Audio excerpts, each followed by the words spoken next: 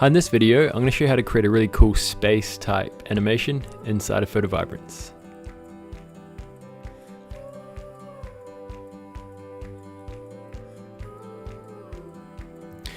Cool, so what I'm going to do is just go back from the start. So just go out of here, and I'm just going to grab my image. Alright, so I'm just going to go into 3D Parallax, and I'll make this an original size like so. And underneath this video, you'll be able to download this exact same image so you can follow along with me and create this animation. So I'm just going to go over here. Now what I need to do is cut out this Earth or globe part. So what I'm going to do is just go around kind of the atmosphere around here. So just quickly click around here. And this one's a really easy one to cut out because it's got a black type background and there's stars. It's really not too much to do here. So once we've got this, we can just give it a name. Let's call this one Earth, like this, and click on next. Now what we need to do is basically add those stars and fill in this kind of black part here. So I'm going to start cloning, and I'm going to bring this up to maybe 90 or so, and hold down Control on my keyboard to make a selection, and left click, and then just simply drag out like so. You can left click around, maybe around here, and then just move it around and just fill in this background with stars. So yeah, it's good to make like certain multiple selections. So you simply, click here with Control to select that part. You can see that this the green circle is where it's making the selection, and where my mouse cursor is where it's placing that selection. So you can just simply fill it in like so. And yeah, that's basically done now. So it looks really good. We've got our stars there like so. And now I'm going to go to the next step, and we can begin animating. Okay, cool. So what I'm going to do is just position the Earth maybe around about the 5 second type mark, and this is my layers panel. So whatever is closest to basically the layers over here will be closest to the camera. So you can see it's really zoomed in like now, so it doesn't look very good. So what we want to do is basically bring it out to about maybe that position, and you have to see when I move it, now it's like moving in a nice kind of perspective. So what I'm going to do is go to reset camera.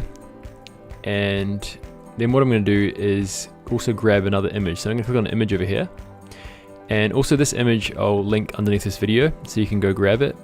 But you can basically get any image of like a moon or a planet, and just as long as it's got a dark background, because we're going to use the blend modes to basically blend it into the background. So over here with this image selected, and if I go over to blending and go to screen, you can see now that it removes the black parts of that image, and now we can basically position this behind the Earth layer, and you have to see that now it's looking really good. It's behind there like so. Now one of the things we want to do with this Earth one is we want to basically select it. So click over here with the layer selected, click on your Earth, and then you'll see the blur radius. So I just want to bump this up quite high, maybe about 80 or 100. Actually, I might bring it up a bit more, actually, like so. And I'm going to position this slightly higher. I'll just simply bring it down like so, like this. Okay, cool. Cool, so what we want to do now is also I'm going to go into the objects library, and I'm going to search for people. And you could go, if you've got any kind of PNG cutouts, you can go grab one. I've got one, I'm going to use this one here. You could use also if you've got like an astronaut or something like that, that could look quite cool. So you can give it a name as well, of course, one person, like this. And I'm just going to position this guy down here. And also, I want to make sure that it's, over on the left side of the Earth, because if I put it behind the Earth, you'll be able to see now it's sorted below the Earth. So I want to bring it maybe around about here, so it's quite close to the camera. So it's going to zoom in, it's going to first see the person, then we're going to see the Earth, then we're going to go back over here. So if I just show you, I'm also going to go actually add some text. Let's just type in PhotoVibrance. And you could go through and add, whatever text you want.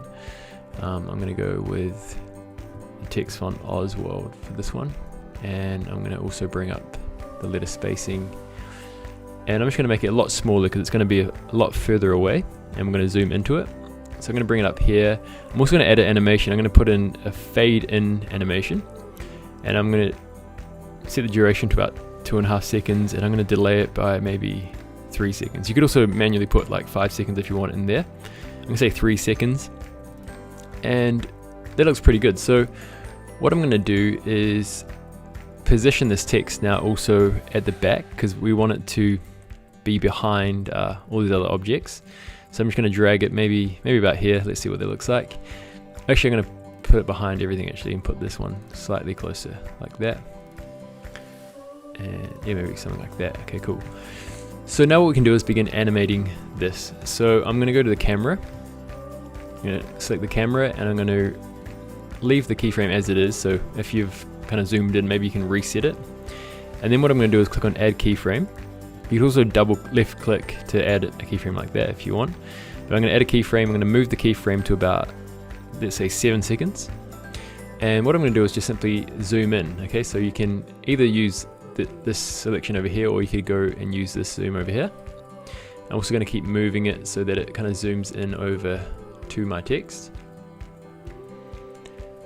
So just scroll out and bring it in like this. A bit further in, okay, like that. Cool. Now I might actually want to move my text down slightly, so what I'm going to do is go back to layers, and I'm going to select my text and just drag it down. Oh, whoops. Let's just put it in front for now, just to select it, drag it down slightly, and I'm going to put it back over here. And let's just select that. Okay, I might go back again. So some of these, yeah, some of the time you might have to kind of go back and forth and just play around with it to make sure it's in the right position. Okay, something like that. And let's have a look. If I select this keyframe, okay, it's a bit better. I might even actually just make it a bit bigger. So I'm going to go back to layers again, make the text slightly bigger. And if you can't select it, you have to kind of bring it over like so. Maybe out there, and I'll position this again at the back. Let's have a look at this. Okay, cool. So that's looking quite good. I'm just going to move it up a little bit. I can zoom out using the scroll on my mouse to use this like so. And yeah, that's looking pretty cool. So what I'm going to do is just go ahead and preview that. So I'll click play.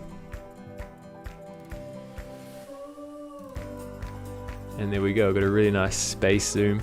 And because we're using the blend modes on this image, you'll be able to also see some stars that are kind of in a different dimension than the actual background. So it gives it more of a 3D effect. And what we could also do is go to particles. I'll just go back over to layers, go to particles, turn on the particles, and we could go through, I'm going to select maybe this white one here.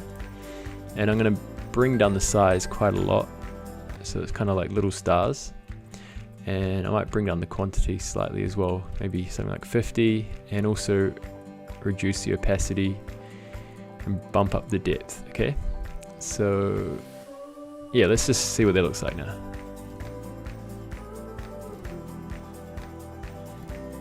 Cool, so that's looking really good, and we could have, you know, some extra text, maybe like bring your image to another dimension. You could add some extra effects. You could even have like an image of like an astronaut, like a PNG one. You could put him in a different, you know, layer dimension, and he could be floating around. Or you can add some effects and play around with that. So yeah, I hope you enjoyed this tutorial. Make sure to download the image below and have a go yourself. And yeah, as always, have fun creating.